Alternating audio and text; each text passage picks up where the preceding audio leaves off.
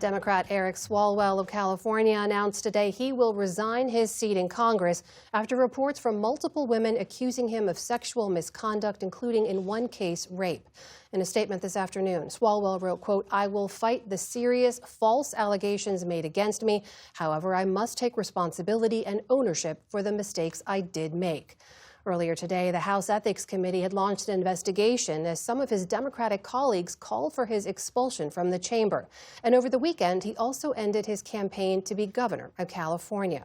Our congressional correspondent Lisa Desjardins is here now with the latest. So Lisa, just remind us, what exactly were the allegations brought against Eric Swalwell? Rumors first rose over social media for the past few days, but starting on Friday and over the weekend, we saw reporting first from the San Francisco Chronicle and then CNN, bombshell-specific accusations against Congressman Swalwell. CNN said that 4 women accused Swalwell of misconduct.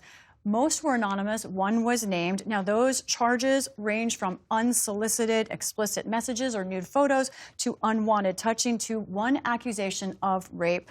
Now, we have not independently verified those charges. The rape accusation in both stories is similar. It's made anonymously by a woman who says when she worked for Swalwell, he took her out for drinks and then she passed out, and she believes she was raped while she was passed out by Swalwell. She says years later, after she stopped working for him, she again was alone with Swalwell, and she says that time that she was raped after she said no to intercourse with him. Now, Swalwell says none of that happened. He has maintained his innocence about that sexual misconduct, but he did say he made some mistakes against his wife. Now, the question then is, why did he resign today? Let's look at more of his statement that he came out with. He wrote, "I am aware of efforts to bring an immediate expulsion vote against me and other members. Expelling anyone in Congress without due process within days of an allegation being made is wrong. But it is also wrong for my constituents to have me distracted from my duties." Essentially, 2 things there. He's saying he doesn't want the precedent of due process being rolled over. And he's also saying it seems he feels the votes might have been there to expel him. Now, of course, all of this came after he was in a major election battle, as you said. I reached out to Swalwell personally. I've covered him for years. I have not heard back. You have, as part of your reporting, been talking to staff and others, and you've learned that staff saw red flags for years. Is that right? That's correct. This is something you often think of as a whisper campaign. This is, unfortunately, one of the major systems of protection for some Hill staffers. Now, I learned from 2 different staffers who I've known for a while, have covered and worked with in the past. One told me that multiple times they knew of Swalwell reaching out to interns. In one case, Swalwell asking an intern for their Snapchat address to communicate that way, which it's not easy to understand why a member of Congress would want to Snapchat with a young intern. The other staff telling me that Swalwell, he saw that Swalwell on the floor of Congress taking young women there after hours, and that the idea was that that was sort of something he did repeatedly. Now, both of them saying that there was a whisper campaign to tell some interns and other young women especially to stay away from him. But that's the problem with the whisper campaign. It depends on being in the right place, having the right person looking out for you.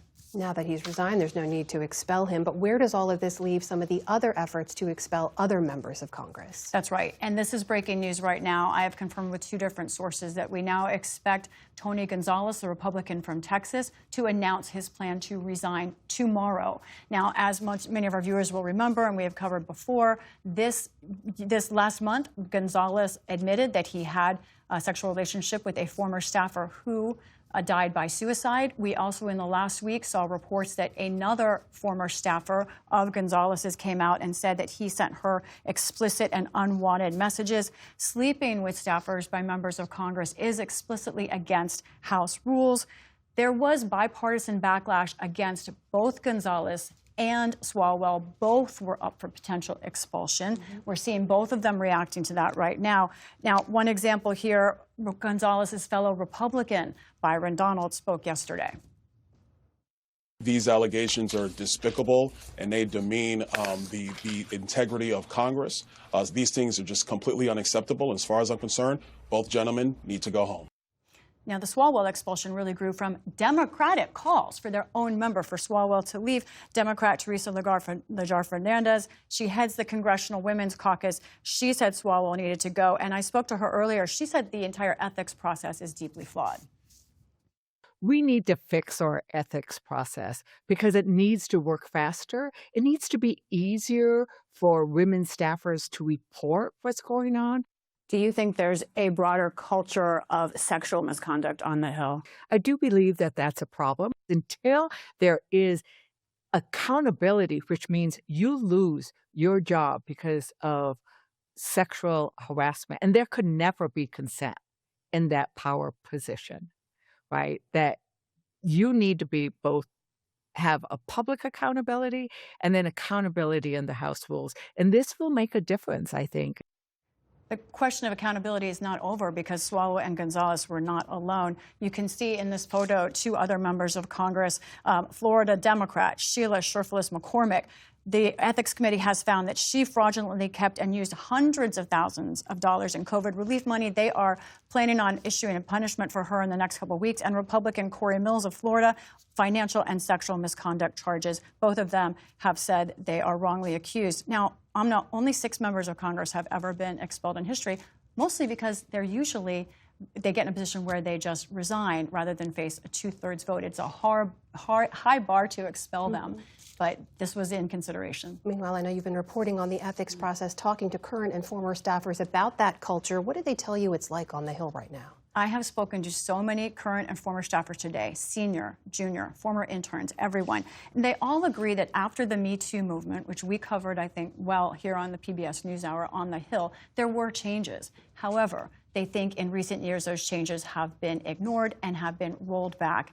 And what I heard was really the idea of a culture that is a underlying subterranean, as one person called it, problem. Let's look quickly at the system right now on the Hill for dealing with these ethics problems.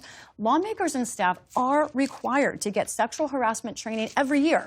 Now, there are also multiple offices where misconduct can be reported, but most of those offices can keep those investigations secret, and they take a long time. Part of that is, of course, they want to be thorough. There is due process, of course, to members and staff members who are accused.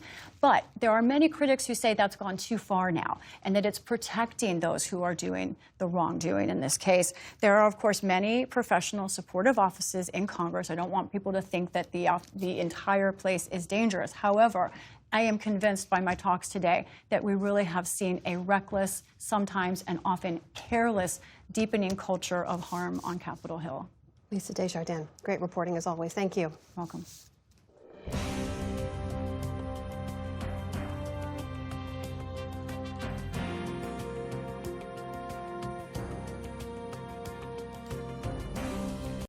Support journalism you trust. Support PBS News. Donate now, or even better, start a monthly contribution today.